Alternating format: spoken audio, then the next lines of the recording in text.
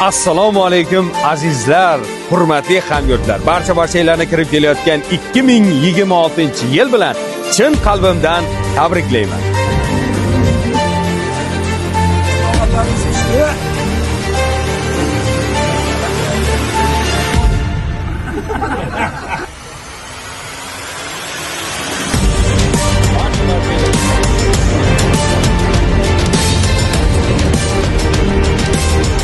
Yangi yil yaxshi yil kelsin.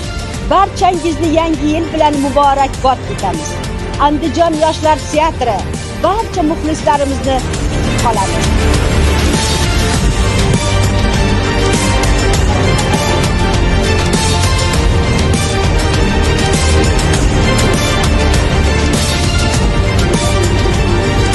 Hozir biz Andijon yoshlar teatrining jamoasidan jamoani bir so'z bilan ta'riflashini so'raymiz. Qani ketdik. Jamoaga gap yo'q. Birdam, kuchli. Juda ham ahil jamoa. Meni nima deydi, yuragim, qalbimda bular hammasi. Boshqa joyda ham ishlab ko'rdim, lekin bunaqa jamoani ko'rmadim. Jamoada bir so'z bilan ta'riflasam bitta oilamiz. Zo'r. Oq ko'ngil. Jamoa bitta oilaga o'xshataman. Счастья, здоровья всем желаю хорошего. Jamoat bir so'z bilan ta'riflash juda mehribon. Til ojiz ta'riflab bera olmayman. Inoq jamoa. Sizning jamoa mehr. Boshqa gap yo'q, mehr. Jamoaga ko'z tegmasin. Jamoa o'ta go'zal. Bitta oila bo'lib ketganmiz. Bitta oila. Bir so'zni ta'rifli so'z ojiz. Bunaqa jamoa boshqa yo'qda o'zi. Jamoamiz ahil, birdam. Jamoamiz Mo'meradining yoshlar teatri mana shu zo'r. Inoq, bir oiladekmiz, juda tirishqoq, mehnatkash, Juda dahshat. Qiziqarli odamlar yig'ilgan bu yerga. Fidoyi deb insonlar deb bilaman. Jamoa ikkinchi oila. Mehr muhabbatlik. Teatri Andijon viloyat yoshlar teatri vodiyda respublikada o'zini o'rniga ega bo'ldi. Sabila opa personajimizni kim deb o'ylayapsiz? Qo'ylar o'xshayapti, do'stim. Ozod. Nima sababli? Yurishidan bilinib turibdi, noziligidan bilinib turibdi. Balkim Shohrux ham bo'lishi mumkin. Ozod u. Men bilaman hammasini. Men hozir buni Ozodbek deb o'ylayapman, chunki bo'yi uzun. Bo'yi uzunlar ko'p ishxonada. Yo'q, turishi ham o'xshayapti.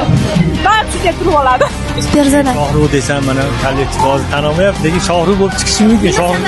Nimaga ishonadi? Meni anaqasi, nima deydi, harakatlari bilan men bo'rini o'ynagan u bu. Shu bo'rini ko'ryapman bunda hozir. Bo'ri anaqasini obrazini o'ynaganda ertayda Shohrux deb o'ylayapman. Bu Shohrux menimcha. Shoh. U sal plastikasi ishlaydi-da, baribir aktyorligi bor. Uni Ozod bilan aralashtirishadi, lekin buni plastikasi sal Shohruxga berib turibdi hozir. Menimcha Asadbek akam. Ozodchi barnoba. Asadbek akam. Sardor akam, o'zim adashim, Sardor akam, Sharxonlik. Qani ko'ramiz, shu bo'lib chiqarmikin.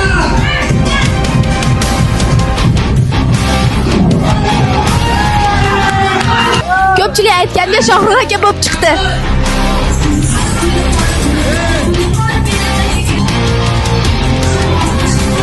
Lekin boshlovchilarimizga gap yo'q, juda ham zo'r olib borishyapti shou dasturimizni.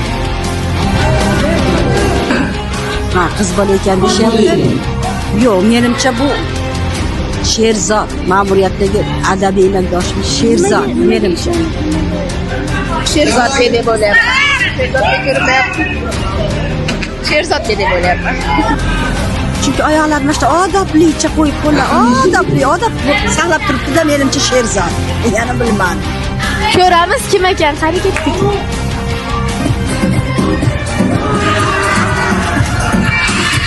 Ustozimiz aytgan noto'g'ri chiqdi.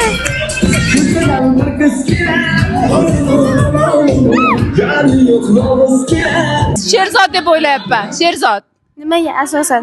Chunki aniq harakatlari shunaqa. Juri a'zolarimiz yana noto'g'ri topishdi. Bu Ozod deyishdi, lekin Sardor aka bo'lib chiqdi.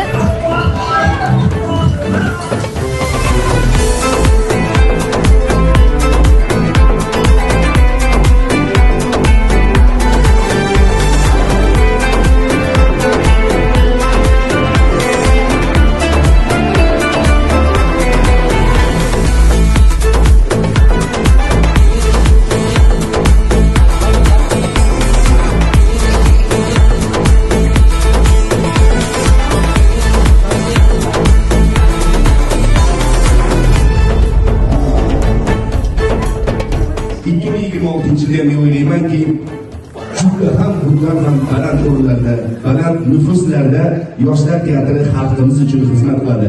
Yana bir bor 2026 yil kirib kelayotgan yangi yil xonadoningizga fayz baraka olib kelsin. Bayramingiz muborak bo'lsin. Soat millari hayot sabog'ini eslatar go'yo.